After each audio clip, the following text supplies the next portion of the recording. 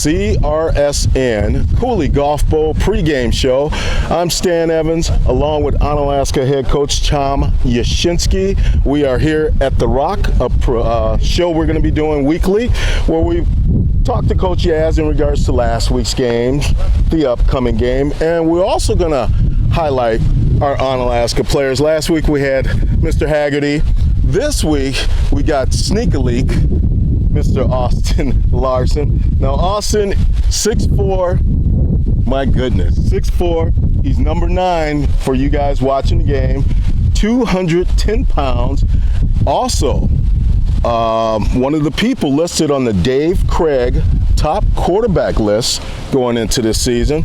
Last year, Austin, 135 attempts, 253 yards for 1,979 yards. Very good. You also had 23 TDs, 7 interceptions, 97.9 rate, 310 rushing yards also with 9 touchdowns. So you accounted for 32 total touchdowns last year. Very proud of you. Austin, some of the things I found out, you got a D1 offer from Valparaiso Crusaders. Yes. Is that the one in Indiana? Yes. All right. How's that going? Yeah, it was a cool thing to get. Looking for more possibly as well. Okay. Well, yeah, I think you're going to have a good season, so I'm sure a lot more are going to come in.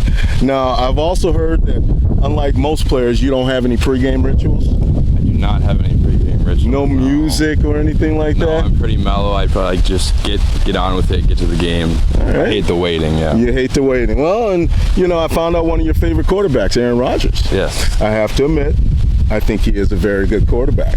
So, who's your favorite team then? Well, obviously Packers. Well, obviously Packers. But I heard one of the things that you like to root for any team that plays against the Bears and the Vikings. That's also true. Yeah. Well, okay. Well, with that being said, let's just throw this down, and we're just going to pull out the Bears hat as we get ready for next Thursday's game. All right, Austin? Hey, listen, I'm hoping you have a great season. Keep doing what you're doing, bud.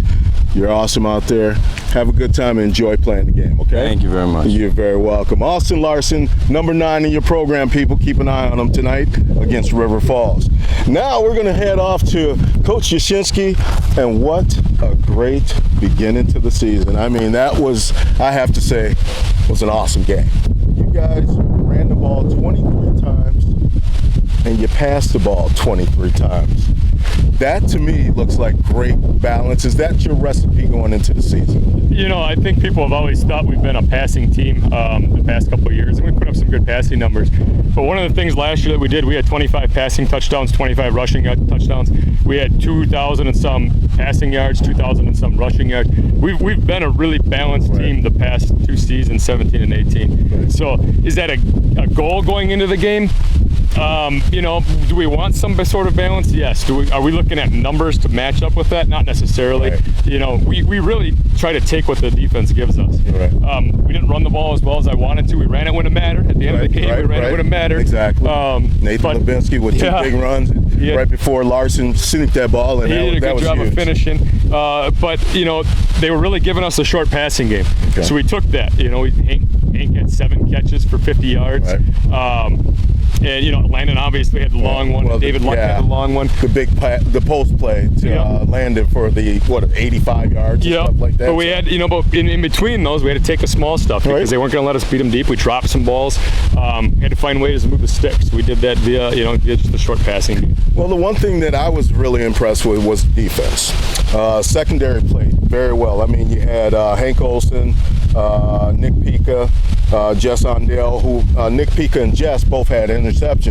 But one of the big plays at the end of the game was Hank Olson breaking up that 3rd down pass. Yeah. So your secondary played very well. Were you very impressed with how they played? Yeah, and you know, and Hank I thought should have had interception. I think it was the 2nd quarter. They were throwing one as we were looking at the field to the left. And he played the ball. He bailed on it. He read his read perfect, played the ball, or played the man well, and then just got late to the ball. And I thought he should have had a pick on that one. Okay. But yeah, he got there just as the ball was getting there on the end of that one. I tell you, somebody who I thought had a really good game was River Zumak. Yeah. You know, he had 2 sacks. He had 3.5 tackles for loss. I think he had 6 total tackles on the night. It seemed like he was playing in the backfield the entire night. Right. Up front, Nick Bloom had a really good game. It doesn't look like it on the stat sheet. Right. Nothing that really stood out. But he did a lot of the dirty work inside, spilling stuff to the outside, so Jess could come clean it up, so Nathan could clean it up.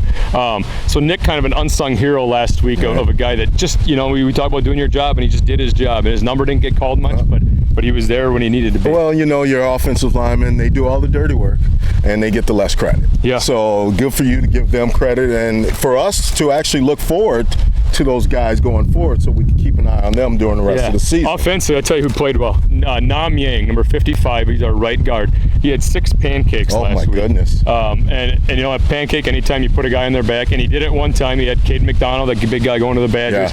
Yeah. He just late in the game, it was on one of Nathan's long runs there. Right. He squared him up, turned him, and put him, you know, right on his back. And just really proud of that kid, because that's not a battle he's supposed to win. You know, Nam's not a college football player. McDonald obviously is, but low pad level, and he just keeps those feet moving. He's a wrestler. You watch him on that quarterback sneaky. He's pushing his guy, and he immediately just grabs the back of the guy's thigh like it's a single leg and just keeps driving him. Well, he's a crafty guy. You know, that's the pound in the rock, man. You just keep working at it. You keep working at it. You're going to overcome your man eventually, no matter if they're going D1 or not. Right. You know? Now, let's start looking forward to, I heard you talking a little bit about River Falls. They're going to be a new team coming into the conference next year. Well, I actually looked at some of their notes, and from the game they played last week, they're 1-0 as well. So looking at them, let's see, 35-28 win over New Richmond.